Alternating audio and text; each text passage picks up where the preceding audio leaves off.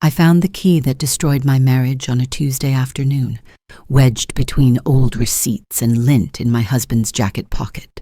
But I'm getting ahead of myself. Let me take you back to where it really began, to the moment I stopped trusting my own instincts and started believing his lies instead. My name is Patricia, and for 28 years I thought I knew the man sleeping beside me every night. I was wrong, dead wrong.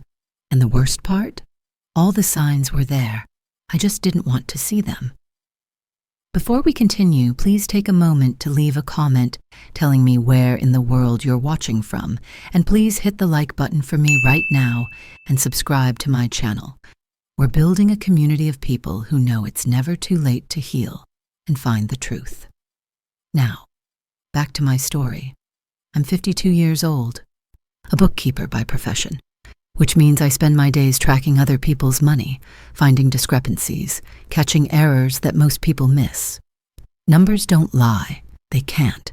They either add up or they don't. It's black and white, clear and simple. So you'd think I would have noticed when my own numbers stopped making sense. You'd think I would have seen the patterns, the withdrawals, the gaps that grew wider every month. But here's the thing about betrayal. It doesn't announce itself with sirens and flashing lights. It creeps in quietly, disguised as normalcy, hidden behind the smile of someone you trust completely. Frank and I met when I was 24, fresh out of college with my accounting degree and a head full of dreams about the future. He was 26, working in sales, charming in that effortless way that made everyone in the room lean in a little closer when he spoke. He had this laugh that made you want to keep making jokes just to hear it again. He remembered small details about people, asked follow-up questions about things you'd mentioned weeks ago, made you feel like you were the only person in the world who mattered. I fell hard and fast, the kind of falling that feels like flying until you hit the ground. We got married 6 months later. Everyone said we were rushing, but Frank said, when you know, and I believed him. God, I believed everything he said. Those early years were good. Not perfect, but good. We bought our first house, a modest 3-bedroom in the suburbs with a backyard big enough for the kids we planned to have. Sophia came along 2 years into the marriage, and for a while, life felt exactly like it was supposed to. Frank worked his way up in sales. I balanced the books for a small firm downtown, and we did what married couples do. We paid bills and went to parent-teacher conferences and argued about whose turn it was to take out the trash. Normal, comfortable, safe. Except somewhere along the way, comfortable became distant. Normal became strained, and safe became something I only felt when Frank wasn't home. I can't pinpoint exactly when it started. That's what haunts me most. Was it 5 years ago? 7? 10? When did my husband start pulling away? When did the man who used to bring me coffee in bed every Sunday morning start leaving before dawn without a word? When did date nights turn into him working late, 3, 4, 5 times a week? When did I love you become something he said out of habit instead of feeling? I told myself it was middle age. I told myself all marriages go through phases. I told myself I was being paranoid when I noticed how protective he'd become of his phone, how he'd angle the screen away from me when a notification popped up, how he started taking calls in the garage or the backyard, his voice dropping to a murmur I couldn't quite hear through the walls. The first real crack appeared 6 months ago, maybe longer. I was doing what I always do, balancing our checkbook, reconciling credit card statements, making sure everything aligned. It's soothing to me, this ritual of numbers falling into place. But that month, they didn't fall into place. There was a $1,500 withdrawal I couldn't account for. When I asked Frank about it, he barely looked up from his laptop. Investment opportunity, he said. Talked to Mike about it at the conference last month. Diversifying the portfolio. Mike, the conference, diversifying the portfolio. All the right words delivered with the casual confidence of someone who has nothing to hide. I nodded, made a note, moved on. Because that's what you do when you trust someone. You accept their explanations. You give them the benefit of the doubt. You don't interrogate your husband of nearly 3 decades over money that's just as much his. as it is yours. But then it happened again. Another withdrawal, this time $2,000, then $3,000. Different amounts, different dates, but always with an explanation ready. Car repairs, business expenses, a loan to a colleague going through a rough patch. Every answer perfectly reasonable, perfectly believable, perfectly designed to make me feel guilty for asking in the first place. "You don't trust me?" he said once, and the hurt in his voice felt like a slap. "After everything we've built together, you don't trust me?" And just like that, I was the villain in my own marriage. I was the suspicious wife, the paranoid nag, the woman who couldn't just let things be. So I stopped asking. I started accepting. I let the numbers drift out of alignment because fixing them meant admitting something was broken, and I wasn't ready to admit that yet. The phone calls got worse. He'd be sitting right next to me on the couch, and his phone would ring, and he'd look at the screen, and his entire body would tense, like he'd been caught doing something wrong. Then he'd relax, force a smile, and decline the call. "Spam," he'd say, or "work stuff, I'll handle it tomorrow." Or "wrong number," but spam doesn't call 5 times in one evening. Work stuff doesn't make a man's face go pale. Wrong numbers don't text back immediately after you decline. One night, around 3 a.m, I woke up to find his side of the bed empty. I found him in the kitchen, phone pressed to his ear, voice low and urgent. When he saw me, he ended the call so fast I heard the other person still talking as he pulled the phone away. "Couldn't sleep," he said. "Just checking some emails."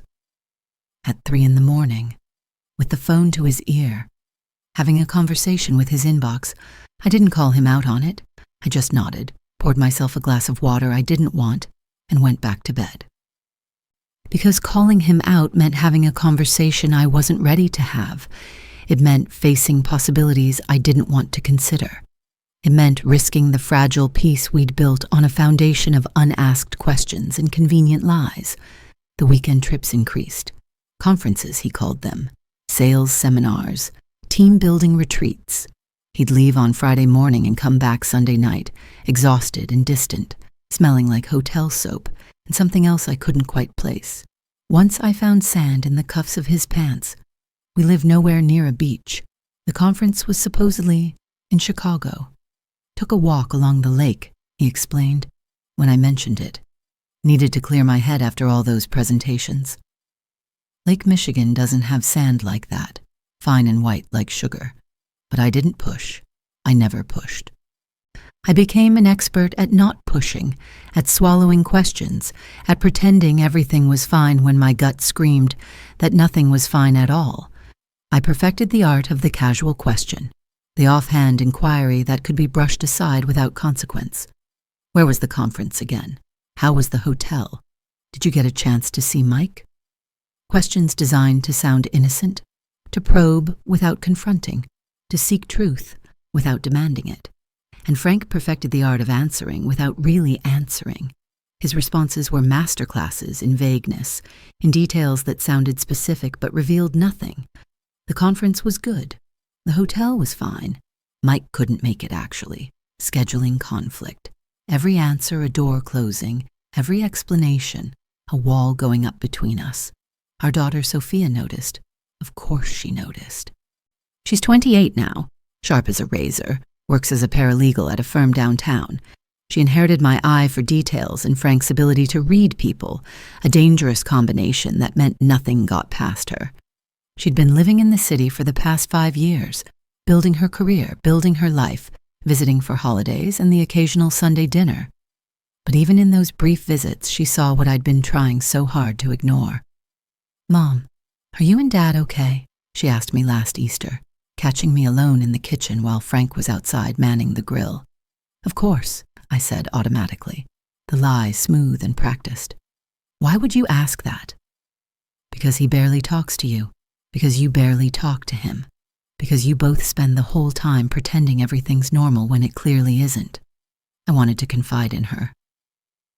God, I wanted to dump everything at her feet, every suspicion, every strange behavior, every gut feeling that something was catastrophically wrong. But she was our daughter. She loved her father. And I had no proof, just a growing sense of dread that I couldn't articulate without sounding crazy. "We're fine," I said, squeezing her hand. "Just going through a phase. All long marriages do." She didn't believe me. I could see it in her eyes, the way they narrowed slightly, the way her jaw set. But she let it drop because what else could she do? You can't force someone to see what they're determined not to see. Then came Thanksgiving. Sophia called 3 weeks before, saying she'd be home for the whole week, taking vacation time, looking forward to a real break. Something in her voice sounded different, urgent almost. Like she needed to be home for reasons she couldn't quite explain. I was thrilled. Frank seemed less so. "Whole week?" he said when I told him. "That's a long visit." "She's our daughter, Frank. When did having her home become an inconvenience?" "It's not an inconvenience," he backtracked quickly. "Just surprised, that's all. Thought she'd be busy with work." But I saw the calculation in his eyes, the mental reshuffling of whatever plans he'd made, and I wondered, not for the first time, what those plans included. Sophia arrived on Monday evening, dragging a suitcase up the front steps, her face lighting up when I opened the door. We hugged, and I held on longer than usual, breathing in the familiar scent of her perfume, feeling tears prick my eyes for reasons I couldn't fully explain. "Hey," she said softly, pulling back to look at me. "You okay, Mom?" "Just missed you," I said, wiping my eyes. "Ignore me. I'm being emotional." Frank appeared in the hallway, smile fixed in place, arms open for a hug. Sophia embraced him, but I noticed how quickly she pulled away, how her smile didn't quite reach her eyes. She saw it too. Whatever was wrong between Frank and me, she saw it. That first night was tense. We ate dinner together, made small talk about Sophia's work, the weather, the Thanksgiving menu we'd planned. Frank checked his phone approximately every 3 minutes. Twice he excused himself to take calls in the other room. When Sophia asked about work, he gave vague answers about new accounts and difficult clients and year-end quotas. All the right words, none of them meaning anything. After dinner, while Frank retreated to his office for another quick call, Sophia helped me clean up. "Mom, seriously, what's going on with Dad?" I scrubbed a plate harder than necessary, watching the soap suds swirl down the drain. "Nothing. He's just stressed with work. He's always stressed with work. This is different. Sophia, please, can we just have a nice Thanksgiving without analyzing your father?" She was quiet for a moment, drying a glass with slow, deliberate movements. "Fine. But I'm here if you need to talk. About anything." I nodded, not trusting my voice, and we finished the dishes in silence. Tuesday was when everything changed. It was when the key appeared, when denial became impossible, when the careful house of cards Frank had built for years finally started to collapse. Sophia needed to run errands. The car she'd borrowed from a friend was parked on the street, but she couldn't find the keys. She'd left them somewhere in the house. She was sure of it, but where? We searched together, checking coat pockets, countertops, the bowl by the front door where keys usually lived. "I swear I had them when I came in yesterday," she muttered, frustrated, pulling coats from the hall closet one by one. "Check Dad's jacket," I suggested. "Maybe you set them down near it and they fell into the pocket." Frank was at work. His winter jacket hung in the closet, the brown leather one he wore constantly this time of year. Sophia reached into the first pocket and pulled out the usual debris. Old receipts, a crumpled tissue, a stick of gum. She moved to the second pocket, her hand disappearing into the deep interior lining. Her face changed. Just a subtle shift, a small crease appearing between her eyebrows. She pulled her hand out slowly, and I saw what she was holding. A small key on a plain metal ring, no markings, no label, and beneath it, a receipt, dated 2 weeks ago from a toy store in a part of town we never visited. "Mom," she said quietly, and something in her voice made my blood run cold. "Come here." I moved closer and she held out the receipt. I read it once, twice, 3 times, my brain refusing to process what my eyes were seeing. $372 at a toy store for items listed as educational games, ages 6 to 9, and sports equipment, youth size. Maybe it's for the office Christmas drive, I heard myself say. They always do a toy collection. But even as I said it, I knew it was wrong. Frank hadn't mentioned any toy drive. And the office party wasn't for another month. And why would the receipt be crumpled in his jacket instead of filed with the others he kept for tax purposes? Sophia held up the key, turning it in the light. "What's this?" "I don't know." "Have you seen it before?" "No." We stared at each other, and I saw my own growing horror reflected in my daughter's eyes. The key was small, the kind used for storage units or lockers. There was a number stamped on it, faint but visible. Unit 247. "Mom," Sophia said again, and her voice had taken on the careful, measured tone she used at work when dealing with difficult clients, when she needed to stay calm in the face of chaos. "I think we need to find out what this opens. Sophia, we can't what? Can't investigate when Dad is clearly hiding something? Can't ask questions when money is disappearing and he's buying toys for children we don't know? Mom, this isn't normal." My hands were shaking. I pressed them against the kitchen counter, trying to steady myself, trying to think rationally. But rationality had fled. All I had left was the sick, sinking certainty that whatever this key opened, it was going to destroy everything I thought I knew about my life. "Let me see the receipt again," I said. Sophia handed it over, and I studied it with my bookkeeper's eye, looking for details I'd missed. The store name was generic, part of a chain. The date was 2 weeks ago, a Saturday. Frank had been home that Saturday. I remembered because we'd had breakfast together, and he'd said he needed to run to Home Depot for some supplies. He'd been gone for 3 hours. 3 hours. For Home Depot. On a Saturday morning when the store was 15 minutes away. "What else is in his pockets?" I asked, my voice barely above a whisper. Sophia reached back in, pulling out more receipts. A gas station charge from an area 40 minutes north. A restaurant bill for 2, dated on a night Frank had supposedly been working late. Another toy store receipt, this one from a month ago. $600. "Mom," Sophia breathed, laying them out on the counter like evidence at a crime scene. "What is he doing?" I couldn't answer. My throat had closed up, my chest tight with the kind of panic that makes it hard to breathe. I picked up the key again, felt its weight in my palm, cold and damning. "We need to find the storage unit," Sophia said. "No, we need to ask him. And give him time to hide whatever's there, to come up with more lies. Mom, I love Dad, but something is seriously wrong. You know it. I know it. And we need to know what we're dealing with before we confront him." She was right. Deep in my gut, where instinct lives, I knew she was right. But acknowledging it meant crossing a line. It meant admitting I didn't trust my husband. It meant accepting that the man I'd built a life with was a stranger. "How do we even find it?" I asked weakly. Sophia picked up the key, squinting at the number. "This has to be connected to a specific facility. We can search storage units in the area, look for one that uses this numbering system." Of course she'd know how to do this. She was a paralegal. She investigated things for a living, tracked down evidence, built cases from fragments of truth. And now she was turning those skills on her own father. We spent the next hour on her laptop, searching every storage facility within a 50-mile radius. There were dozens.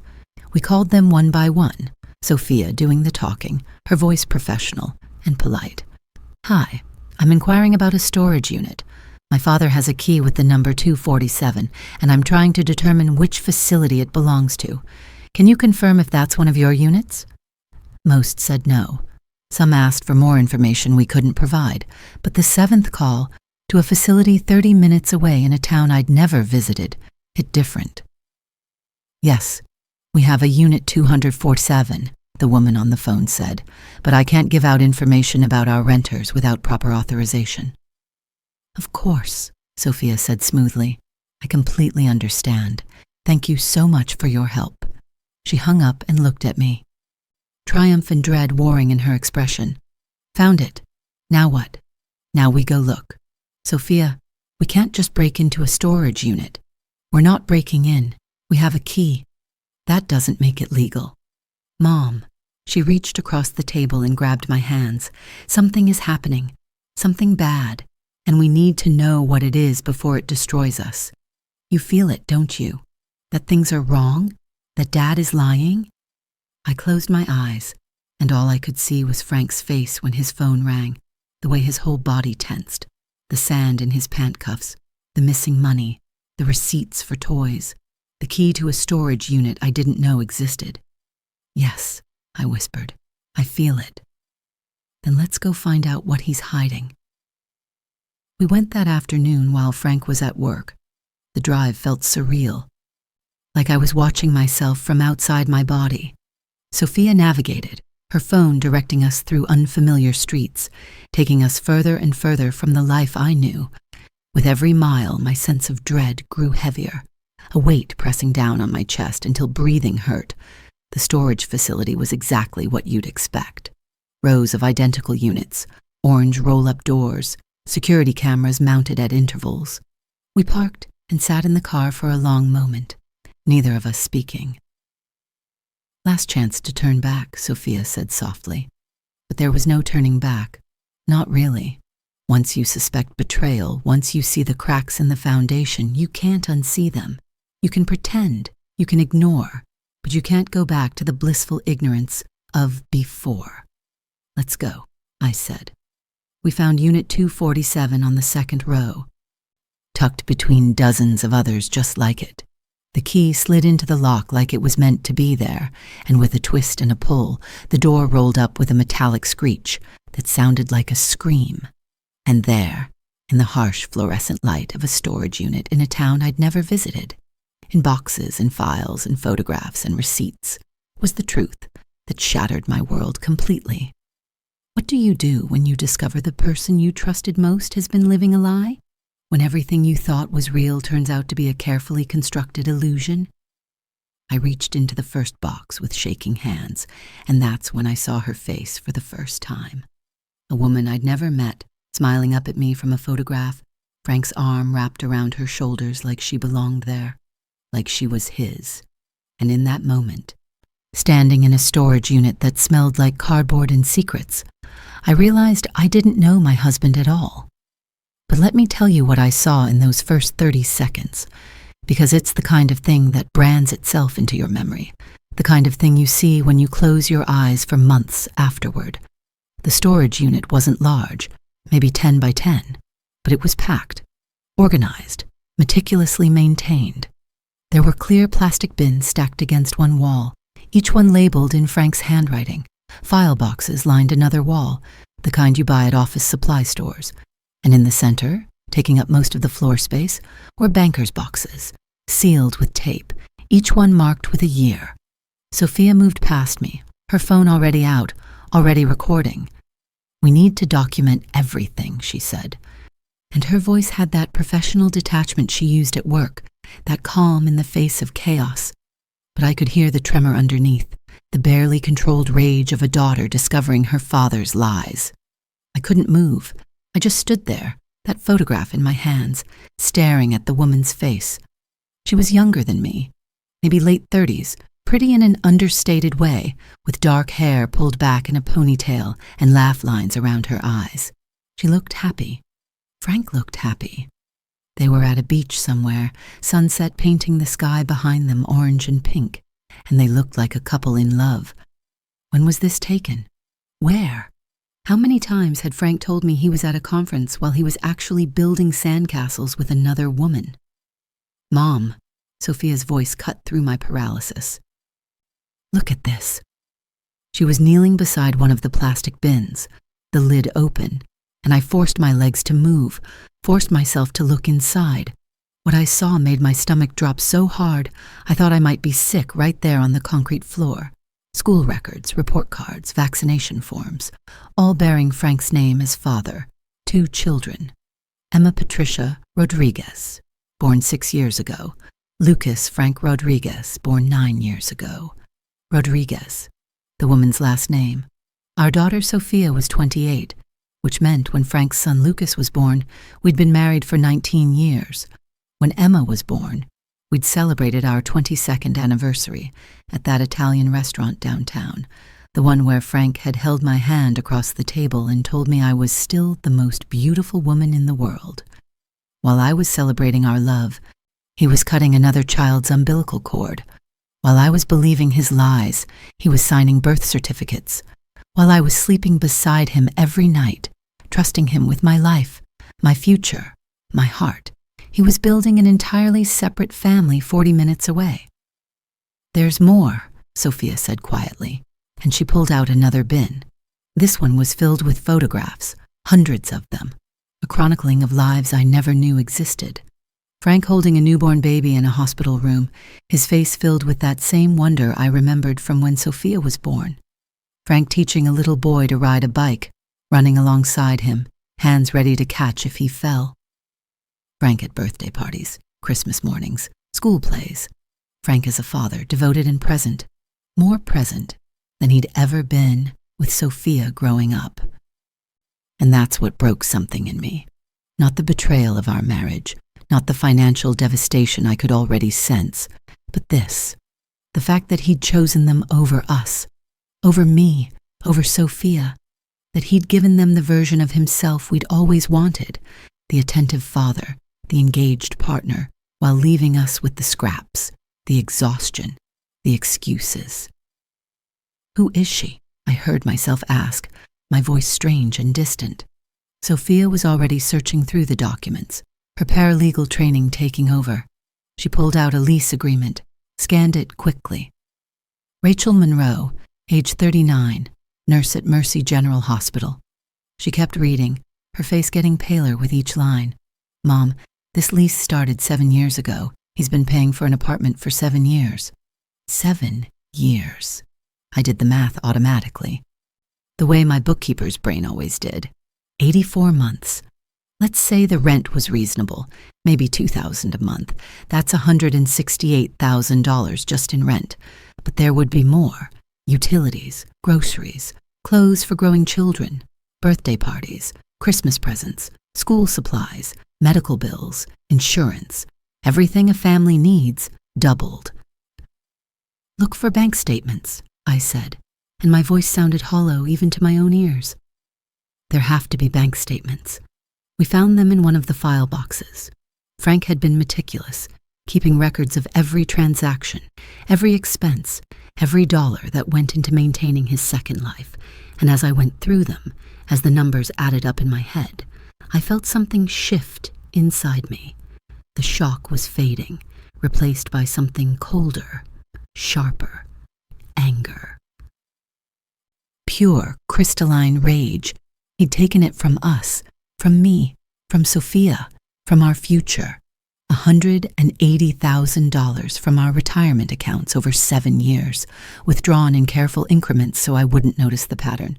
A second mortgage on our house that I'd never signed, forged with my signature, notarized by someone he'd probably paid off. $50,000 from Sophia's college fund, the money we'd saved since she was born, gone to pay for private school tuition for children I'd never met. "He forged your signature," Sophia said, holding up the mortgage documents. "This is fraud, Mom. This is criminal." I took the papers from her, studied my own signature, or rather, the approximation of it. It was good, almost perfect, but not quite. The loop on the P was too large, the tail on the Y too short. He'd practiced. I realized he'd probably traced my signature dozens of times until he could reproduce it well enough to fool a notary who wasn't looking too closely. How long had he planned this? How many nights had he lain beside me, pretending to sleep, while actually calculating how much he could steal without me noticing? How many times had he kissed me goodbye in the morning and driven straight to another woman's bed? We kept searching, kept documenting, and with each new discovery, the scope of his deception expanded like a malignant tumor. There were birthday cards, handmade, crayon drawings, and glitter glue, signed "To Dad" and "Best Daddy Ever," and "I love you to the moon and back," There were vacation photos. Frank at Disney World with a little girl on his shoulders. Frank building sandcastles. Frank pushing a boy on a swing. There were Valentine's Day cards from Rachel, loving and sweet, thanking him for being there through her divorce, for giving her children a father figure, for making her believe in love again. Her divorce. The word jumped out at me like a slap. I pulled out more of Rachel's cards, more of her letters, reading them with a growing sense of horror. She thought Frank was divorced. She called me his ex-wife, referred to me in past tense as something he'd moved on from. There were references to his difficult marriage, his messy separation, his courage in starting over. He'd told her we were divorced.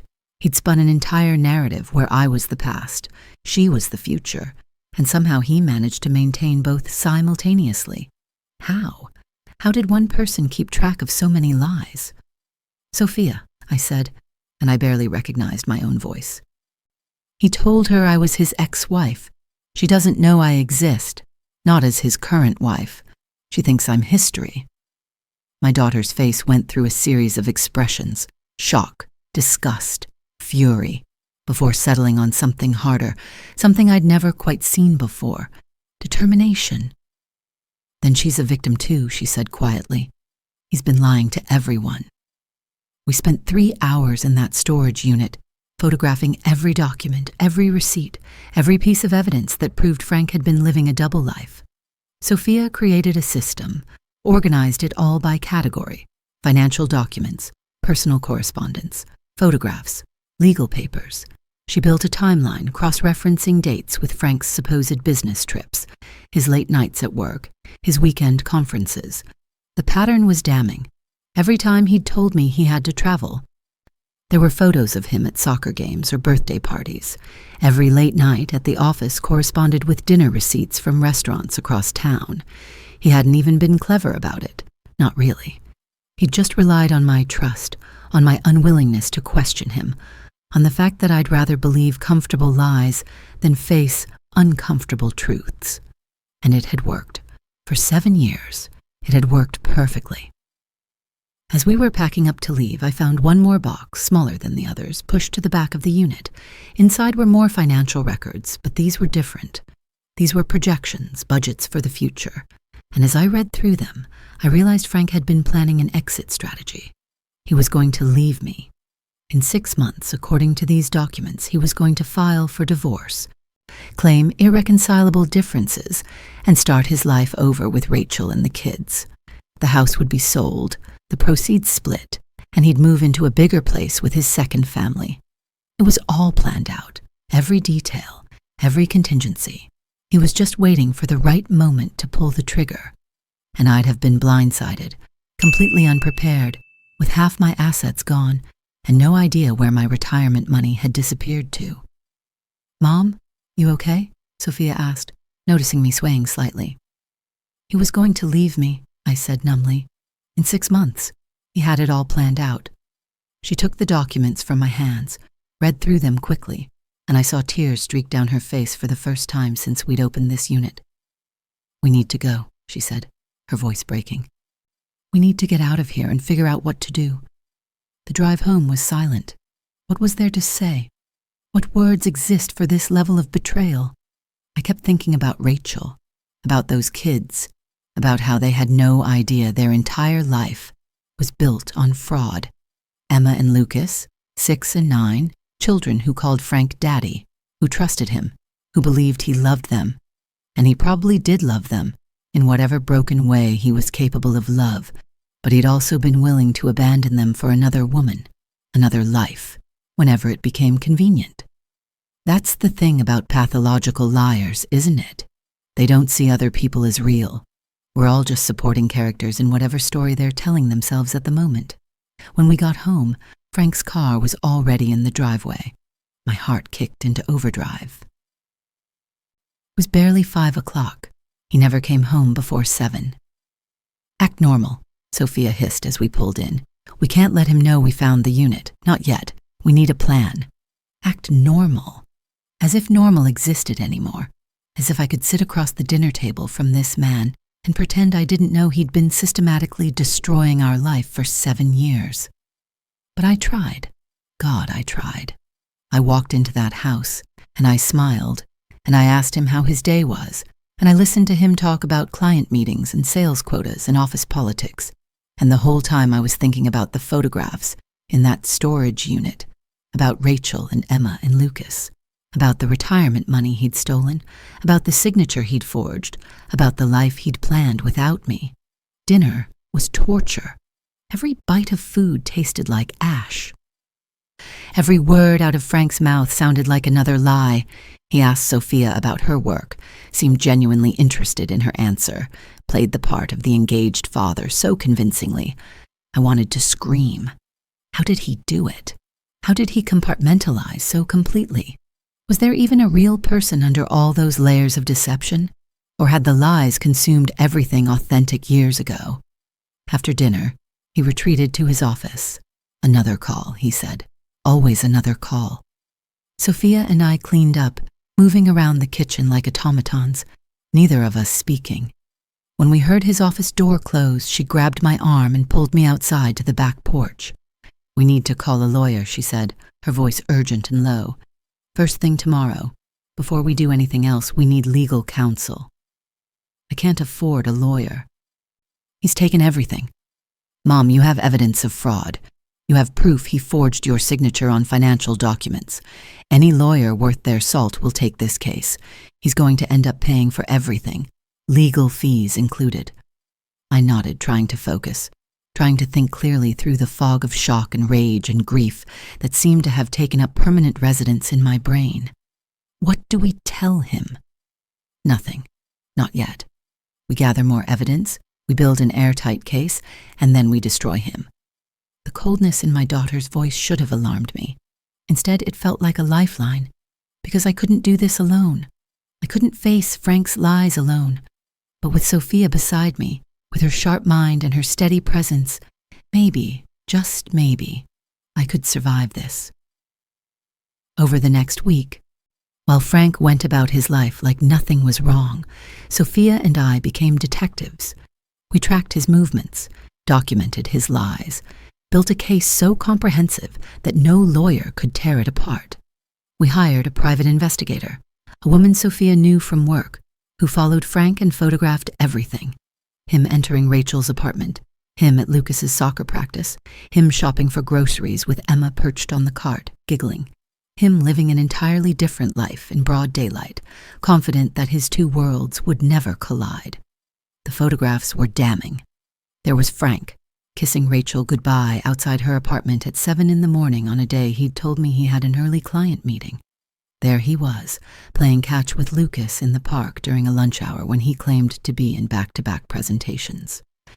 There he was, holding Emma's hand at her school's fall festival on a Saturday afternoon when he'd supposedly been at a sales conference 3 hours away. We also dug into the financial records with the help of a forensic accountant. The numbers were worse than I'd thought. Over 7 years, Frank had siphoned nearly $220,000 from our accounts. The second mortgage on our house, taken out 3 years ago, had drained another $90,000. He'd maxed out credit cards I didn't know existed, all in my name using that forged signature. Our total debt was close to $400,000, and our assets, once you accounted for the money he'd stolen, amounted to maybe half that. We were underwater, financially devastated, and Frank had done it all with a smile on his face and lies on his lips. But the worst discovery came from social media. Rachel's accounts were public, and they painted a picture of a happy family. Photos of Frank at Emma's dance recital, Frank helping Lucas with homework, Frank and Rachel on date nights, gazing at each other like newlyweds. The captions were full of love and gratitude. "So blessed to have found my person," one read. "Best stepdad ever and itomanar," another proclaimed, with a photo of Frank teaching Lucas to fish. Stepdad. She really believed he was just a stepfather, a man who'd stepped up to love her children after her divorce. She had no idea those kids were his biological children. She didn't know about the birth certificates, the paternity tests Frank must have taken, the way he'd been there from the beginning of each pregnancy. She's going to be destroyed when she finds out. Sophia said quietly. Scrolling through Rachel's Instagram, those kids are going to be destroyed. I know, I said, and I meant it. Despite everything, despite the rage and the betrayal and the financial ruin, I felt something like sympathy for Rachel Monroe. She'd been lied to just as much as I had, maybe more. At least I'd had 28 years of marriage, however hollow it turned out to be. She'd had 7 years of thinking she'd found her second chance at love, never knowing the whole thing was built on fraud. As we gathered evidence, Frank continued his routine: work, home, phone calls, weekend trips. He was planning another conference, he told me over breakfast one morning. 3 days in Denver, leaving Friday. Big potential client, couldn't miss it. I nodded, said that was fine, wished him luck, and the moment he left for work, I checked his computer. He'd left his email open. Careless. Or maybe he'd just gotten so comfortable with his lies that he didn't think he needed to hide anymore. What I found made my blood run cold. Emails to Rachel, talking about their future. How they'd get a bigger place once his divorce was final.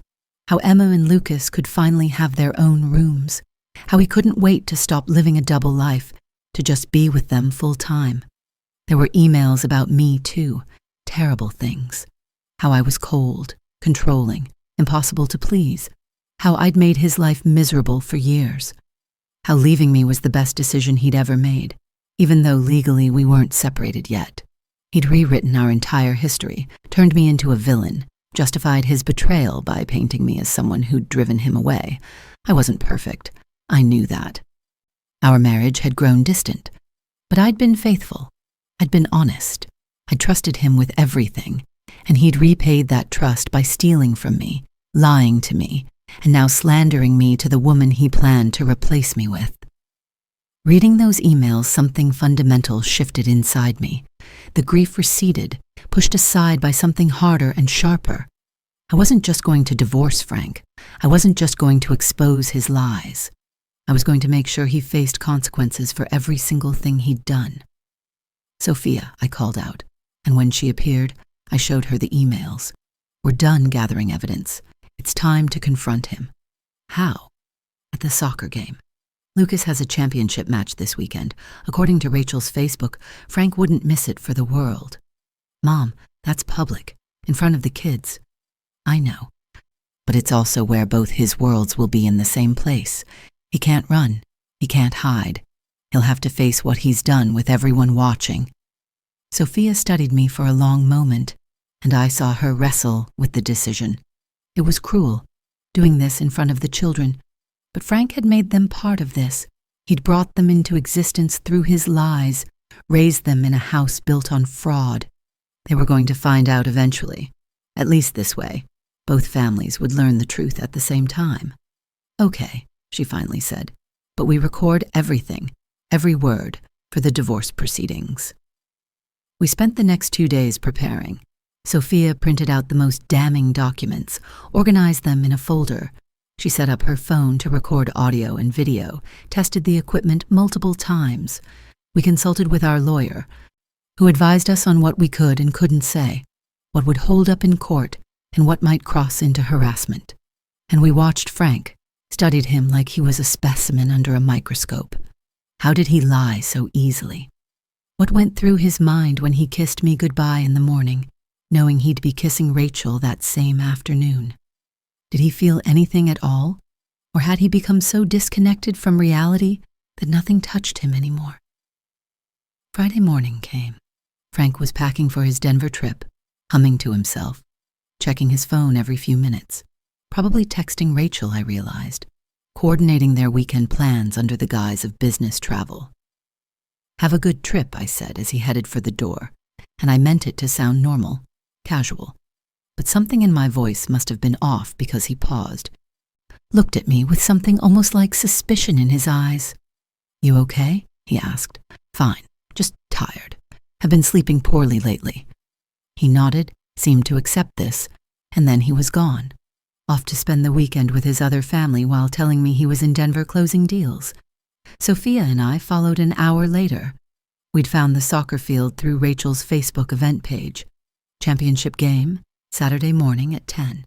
We arrived early, parked where we could see the field but weren't immediately visible, and we watched Frank arrive, Rachel beside him, Emma holding his hand, Lucas running ahead with his soccer ball.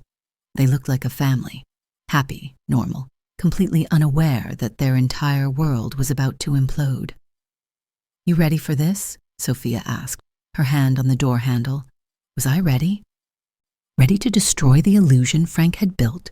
Ready to shatter Rachel's faith in love? Ready to traumatize two innocent children who'd done nothing wrong except have a liar for a father? No, I wasn't ready. But I was done letting Frank control the narrative, done letting him steal from me, done being the woman who trusted too much and asked too few questions. "Let's go," I said, and we stepped out of the car.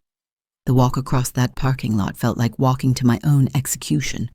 Every step brought me closer to the point of no return, to the moment when everything I'd been holding inside for weeks would come spilling out. I could see Frank on the sideline, coaching Lucas, his face animated and engaged. I could see Rachel setting up folding chairs, Emma dancing around her, carefree and innocent. I could see other families, other parents, other children, all of them about to witness something they'd probably talk about for years. Frank saw me first. I watched his face change, watched the color drain from his skin, watched his eyes go wide with something between shock and terror. He looked at me, then at Sophia beside me, then at Rachel, and I saw the exact moment he realized what was about to happen. His carefully constructed double life was about to collapse, and there was nothing he could do to stop it. You know that moment when a lie finally catches up with the liar, when all the careful construction collapses in an instant? That's what I watched happen to Frank's face as I walked across that soccer field toward him, and I'll tell you something. It was the first moment of clarity I'd had in 7 years. "Hello, Frank Oiso," I said, and my voice was steady, calm, almost eerily so considering my heart was hammering against my ribs, like it wanted to escape. He opened his mouth, closed it, opened it again. No words came out. Rachel looked between us, confusion creasing her forehead, and I could see her trying to place me, trying to understand why this strange woman was approaching her family with such purpose. "Who is this, Frank?" Rachel asked, and there was already a thread of anxiety in her voice because women always know, don't we? We always sense when something's wrong even when we can't name it yet. I turned to her, and I felt something unexpected wash over me. Not rage, not satisfaction, just a deep, bone-weary sadness for both of us. "My name is Patricia," I said gently. "I'm Frank's wife. We've been married for 28 years. The confusion on Rachel's face morphed into disbelief. Then denial. She actually laughed, a short, sharp sound. "That's impossible. Frank's divorced. We've been together for 7 years. I've seen the papers." "What papers?" I asked, genuinely curious now. "Because I never signed any divorce papers. We're still very much married." Frank finally found his voice. "Patricia, please, not here, not in front of the kids." "The kids?" Sophia stepped forward and her voice was ice. "You mean your other children? Emma and Lucas? Your biological children with Rachel? The ones you've been hiding from us while stealing our retirement money to support them?" Rachel's face went white. She reached out, grabbed Frank's arm. "What is she talking about? Frank, tell them they're wrong. Tell them—" But Frank couldn't tell them anything because every word out of his mouth would be another lie. And even he must have known the time for lies was over. Lucas stood frozen, soccer ball clutched to his chest, watching his father unravel. Emma had stopped dancing and moved closer to her mother, sensing the danger even if she couldn't understand it. "You told me you were divorced," Rachel said, and her voice was shaking now. "You showed me papers. You said your ex-wife was impossible to live with, that you'd moved on years ago." "Those papers were fake," Sophia said, holding up her phone. "And we have proof. We found the storage unit, Frank. We found everything. The financial records, the forged signatures, the second mortgage you took out on our house without Mom's consent, the $180,000 you stole from our retirement accounts, the $50,000 from my college fund." Other parents were watching now. The game forgotten, everyone drawn to the drama unfolding on the sidelines like moths to a flame. And I realized this was what I needed, witnesses, people who would remember this moment, who would see Frank for what he really was. Frank's mouth worked silently, and I watched him try to calculate, try to find an angle, a story that would make this okay. But there wasn't one. There was no lie big enough to cover this truth. "How could you?" Rachel's voice broke on the words. She looked at Frank like she was seeing him for the first time. "Emma and Lucas are your children, your biological children, and you never told me?" "I was going to," Frank said weakly. "I was waiting for the right time." "The right time?" I heard myself laugh, and it sounded foreign, harsh. "When was the right time going to be, Frank? When you filed for divorce in 6 months, like you'd planned? When you took half of what's left of our assets and moved into a bigger place with Rachel and the kids? When were you going to tell either of us the truth?" Rachel sank into one of the folding chairs, her hand pressed to her mouth. Emma rushed to her side, crying now, and Lucas just stood there, ball still clutched to his chest, staring at his father with something that looked like the death of innocence in his eyes. And that's when Frank tried to run, not physically, but emotionally. He backed away, hands up like he was surrendering, words tumbling out in a desperate stream. "I never meant for this to happen. I never meant to hurt anyone. I got trapped, okay? I couldn't choose between you, so I tried to make both work. I thought I could make everyone happy." "By lying to everyone?" Sophia's voice cut through his rambling. "By stealing from us? By forging Mom's signature? By creating fake divorce papers? That's not being trapped, Dad. That's being a criminal." The word hung in the air. Criminal. Because that's what he was, wasn't it? Not just a cheater, not just a liar, but an actual criminal who'd committed fraud and forgery and embezzlement.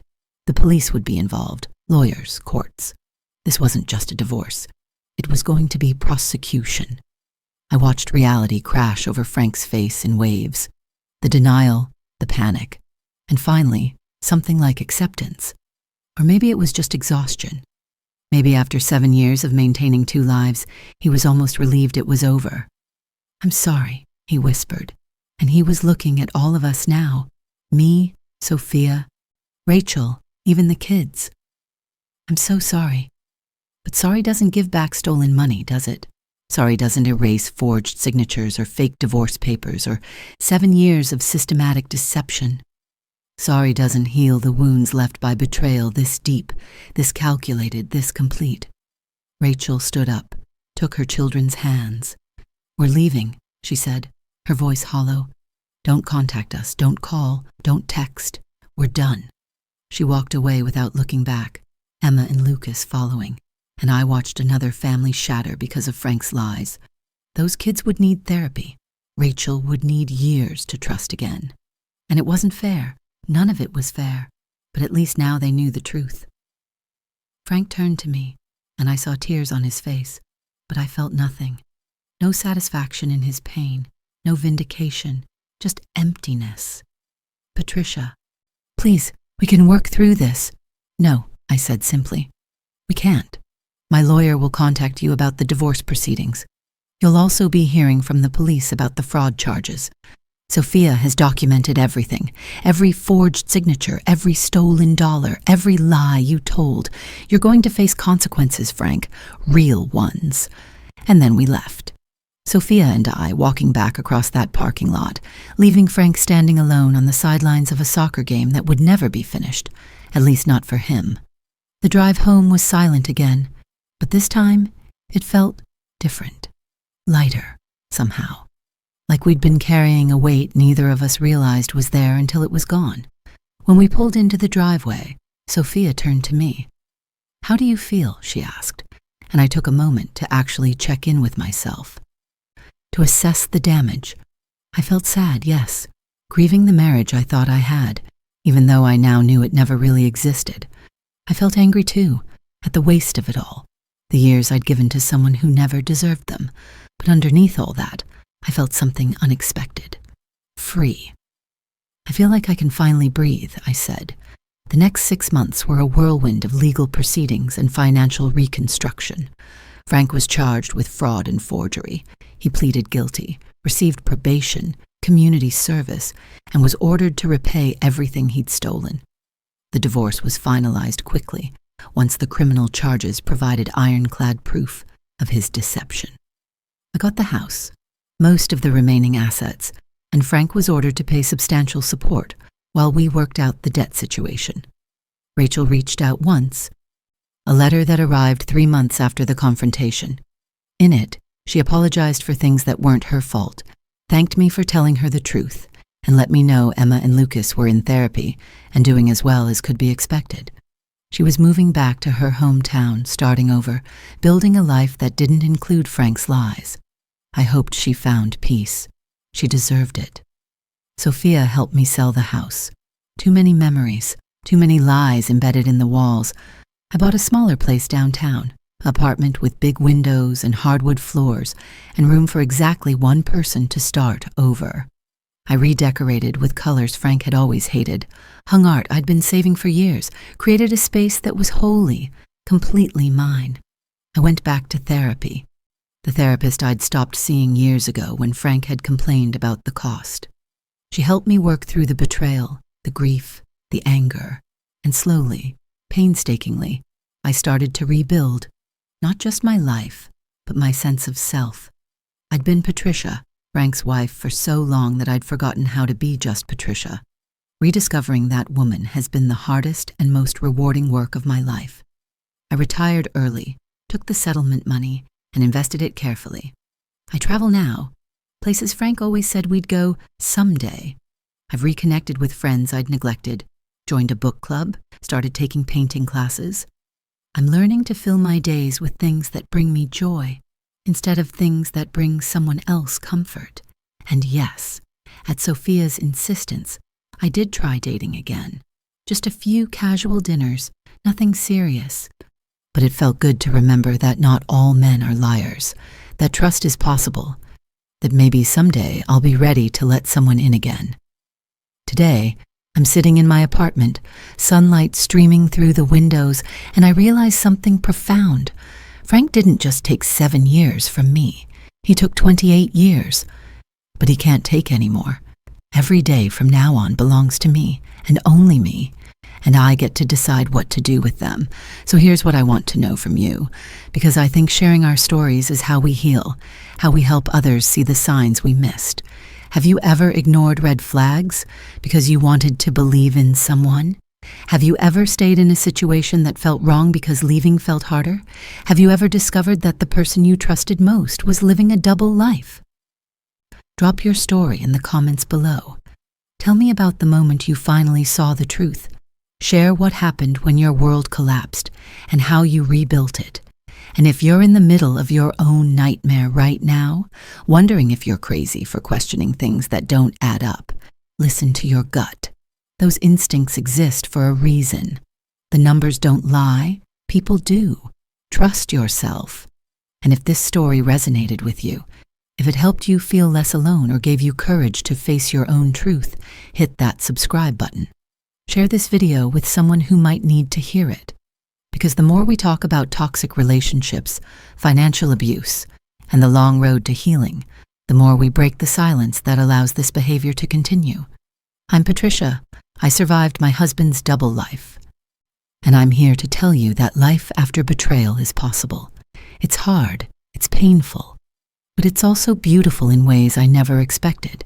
You deserve a life built on truth, and you have the strength to create it.